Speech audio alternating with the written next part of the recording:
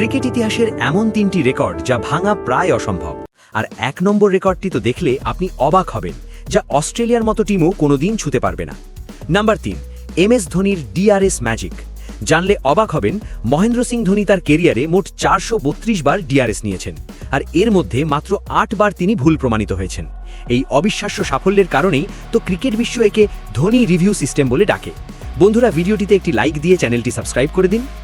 Number 2, আইপিএলে প্রথম ভারতীয় সেঞ্চুরিয়ান। আপনারা কি জানেন আইপিএলের ইতিহাসে প্রথম কোন ভারতীয় ব্যাটসম্যান সেঞ্চুরি করেছিলেন?